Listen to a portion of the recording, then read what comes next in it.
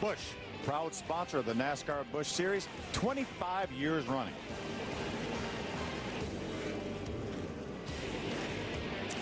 Here's our look at our Craftsman pit summary. And again, some of this is going to be skewed by a lot of the drivers, including Clint Boyer, Greg Biffle, staying on the racetrack.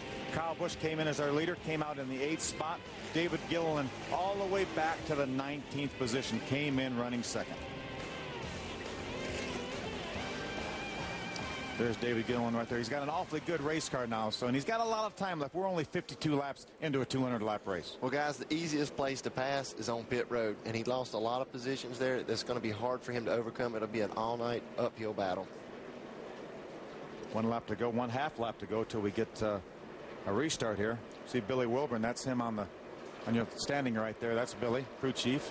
A lot of experience right there, too. Man, Billy Wilburn knows what these guys need to do. First thing they need to do is have good driving, fast race cars. They've proven tonight that they're well on the way to getting that. And these other things, that, you know, it's not only the pit crew. I mean, how many times has David Gilliland had an opportunity to come down running second in a NASCAR Busch Series race and get in his pit? I mean, it's a lot of things going on at one time. So those guys will definitely, I look for them to get better even on the next stop tonight. Pace car pulls off. Clint Boyer leads the field down for the restart. The top 5 stayed on the racetrack that time. Clint Boyer, Greg Biffle, Kevin Grubb, Joel Kaufman, and Chris Cook. Green flag. Bernie Lamar gets a great restart right there. He makes him 3 wide. Kyle Busch, the 5, makes him 3 wide for a moment. There's the 11 of Paul Menard, forced up the hill by the 1 of Mike Wallace. Those guys aren't afraid to go 3 wide on those green flag starts. We talk about how tricky these restarts can be. Again, we've got some guys on old tires, a lot of guys coming through there on new tires, a lot of different guys on a lot of different agendas. Is going to take a lot of heads up driving from guys on both pit cycles to let this thing settle in and get single file, then go racing. Paul Menard looks to make it 3 wide on the outside of Johnny Sauter. That's Paul Menard, the 11 car. Back down to 2 wide now. There's J.J. Yaley, the 18 green car right behind them. One car gets high. Looked like Todd Cleaver got up a little bit high into the loose stuff, slowed down a little bit, lost his momentum. Yeah, you can see him back there losing some positions. There they go 4 wide for just a minute. Continues to lose positions. That's Ashton Lewis, the 25, and the 36 of Tim Sauter. That's one place in the racetrack field going in turn 3. We talked about this thing really funnels down to 2 wide is all you want. And then they're back 4 wide going past the start finish line again, but they cannot make it in the middle of turns 1 and 2 like that. That's Augie Vidovich, the 4 car on the inside. David Ruderman, the Aaron's Green Machine, the 99, looks for a way underneath. Augie Vidovich pulls up right behind him, got a great run through the center of the corner. They're going to take advantage of these tires while they've got them. While they're fresh, go ahead and get all these passes out of the way. It's a whole lot easier to pass on these restarts before you have to worry about aerodynamic tightness. Hank, what do you call for new tires? For Mr. Feelgoods, and they are using them up tonight. There's Danny O'Quinn, the 50 car on the outside. That blue car makes his way around the 43 of Chris Cook.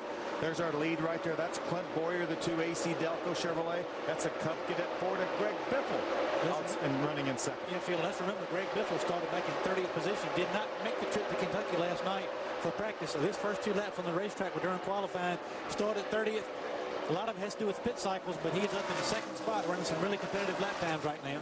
Boy, Chris Cook really slowing down in the middle of that pack. They were going by him inside and outside. They went by him 3 wide there for a moment.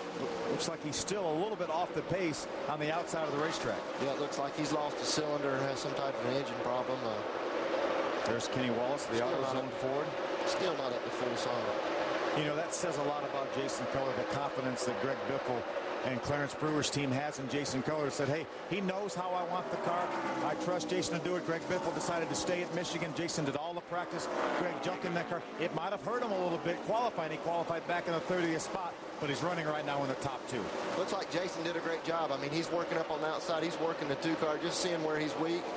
He's going to take a look on the inside and take a pass for the lead right there going into turn 3. Greg Biffle takes over the lead in the Cub Cadet Ford out of the Bruco shops.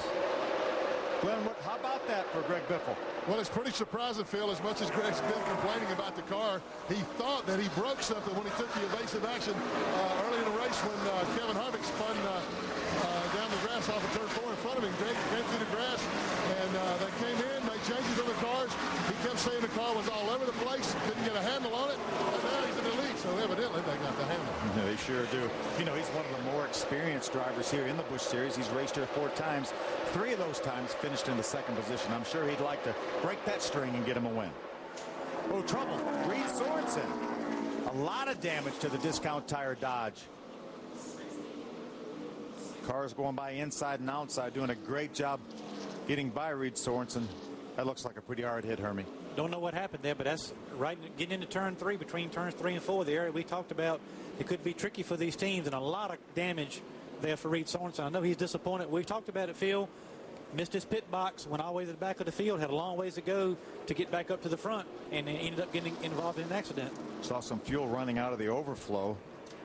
Right here's your overflow in your gas filler. Take a look at what happened here. He's going to be left of your screen. Wow. Looks like he was by himself. He just got loose at that very, very troublesome spot getting in turn number 3. Remember, that's where the transition from straightaway to corner, the bank really doesn't seem to start quick enough. You have a tendency to get loose right in that area, and that looks like that may have been what happened to Reed Sorensen. You know, a lot of it is, reality, but a lot of it is just a sensation that you get. You feel like when you get in that corner, the transition doesn't pick you up quite fast enough, and it's just a light feeling with the back of the car. But it would be interesting to see if we can find out exactly what happened to Reed Sorensen. Very much disappointing for that team. Well, we'll be back to sort it all out here in just a few moments. We're watching Busch Series Racing on FX from the Kentucky Speedway. Welcome back to Kentucky Speedway. Busch Series Racing on FX. There's the remains of the Discount Tire Dodge of Reed Sorensen. We got a report from Mark during the break that Reed said he had lost a tire going in the corner, then killed the car, and we can certainly vouch for that. And what a tough break for Reed Sorensen. That's a bad place to cut a tire down. It obviously must have been the left rear. We can see the right rear's up right there. But he's a heck of a race car driver. Let's take a look at our Supercuts trivia. Who was the only driver to win the Kentucky race and the championship in the same year? You guys know? Okay. Hank, do you know? Hermie and I know. Oh, am I supposed to give you the answer? Well, we don't want to know if you know. Oh, yeah, I definitely know. You definitely know. Okay, you guys, I'm not sure you guys knew, but that's who it is right there. Kevin Harvick back in 2001, the inaugural race here at Kentucky Speedway, won the race and went on to win the championship. And Mark told us earlier he won the race in a backup car. Pounder. Hermie actually told me that. So did he? Yeah, he snuck behind you and told me. Carl Edwards has made another trip to the garage, and now he's back, coming down pit road, back towards the racetrack. Mark, what's Carl doing back in the garage? Well, right now, Phil, they are so many laps down. They're using this thing as a test session at this point. I just talked to his crew chief, PK Cattell. I asked him, is it now a test session? He looked at me, with that look on his face like, I really wish you didn't ask me that. But yes, it is now a test session. Just like we saw with Kyle Busch last week, Nashville, he had some trouble early.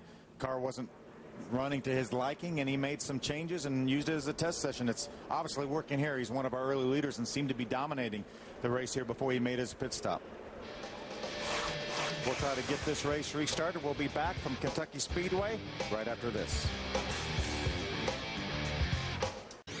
Welcome back to Kentucky Speedway. Let's take a look at our Holiday Inn Look Again replay. There's Kevin Harvick. His day didn't start out so great. Spun out on lap number 1, necessitated the pit stop. His team put 4 tires on, back on the racetrack, running well as he drives by Joel Kaufman in the Supercuts Dodge. Shane Wilson and his crew has successfully overcome this poor start, and he's being shown right now in the 10th spot. Carl Edwards, closest to him in points, had just the opposite thing happen on the very first lap. His car never went. When the green flag came out, he broke a transmission, had to go to the garage for repairs. It looked like Clint Laurier was going to be the big gainer here at lap 1, but Harvick's turned it all back around. Carl has continued to have problems there. They're trying some different things on the racetrack, but it looked like he was going to be the big gainer, but Harvick turned it around. A little bit more about Carl. It's amazing how much from week to week these things can change. Hank you drove this 60 car last week and this week. Last week that car seemed to be on the money from start to finish, and tonight, even though they had problems, the car is not to Carl's liking as it wasn't to your liking in practice. So now they're using this as a test session, to learn more stuff. You would think that they figured out everything they need to know last week. They'd run good every week, but now still working on stuff, trying to make things better. There's Jamie Mosley in the 49 car. He is our Aaron's lucky dog. He will get one of his laps back.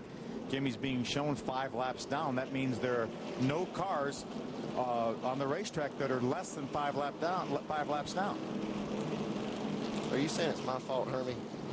No, I'm saying, Just kidding. I'm backing up what you're saying, that last week you said the car's perfect, leave it alone, it'll be fine. And yesterday you commented that it just was too loose. It wasn't exactly like you wanted it. And Carl really doesn't know. He didn't get a chance to run in race trim around other cars. So once he got the transmission fixed back on the racetrack, they've been working on it all night. So the point I'm making is it's amazing how you can have a car be that dominant last week, bring it to somewhat of a similar track this week, and it not performed, the way they think it will be. Let's take a look at the points as of now. If the race ended right now, Kevin Harvick would have a 352-point lead over Clint Boyer. He would move ahead of Carl Edwards. But fortunately, this race is not going to end right now. We've got an awful lot of racing to go. We've only completed 66 of the 200 laps. A lot of things can happen here in the last 134 laps. Phil, the record for cautions in this race is 10 cautions, which was in this race last year, 1 year ago. We're not even halfway through the race tonight. We've already hit 6 cautions. So unfortunately, we're well on our way to a record night for cautions. That's not the kind of record that you want to have. No. There's Clint Boyer right there, currently second. Started back in the 21st position. Greg Biffle is our leader in the Cub Cadet Ford. Fox, FX, and Speed's coverage of NASCAR continues tomorrow, beginning with NASCAR Race Day on Speed, leading up to the Nextel Cup Series racing presented by AOL on Fox. And then NASCAR Victory Lane wraps up the entire weekend on Speed. Our coverage of NASCAR continues all weekend long across the Fox networks.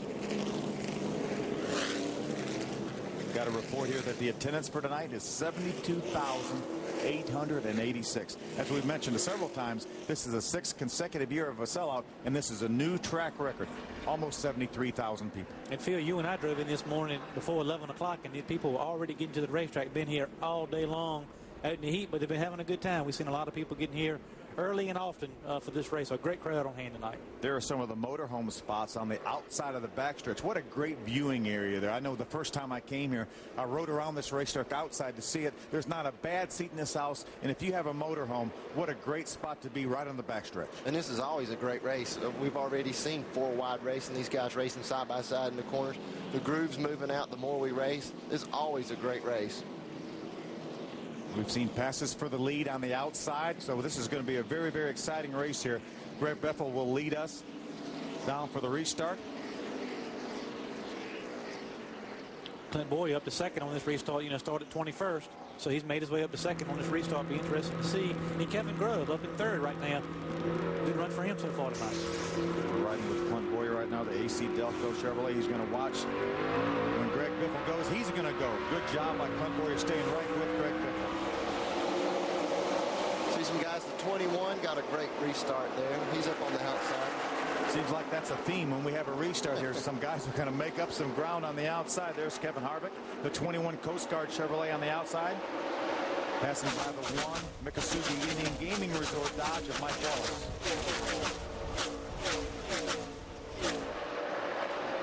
Clint Boyer able to stay right with Greg Biffle.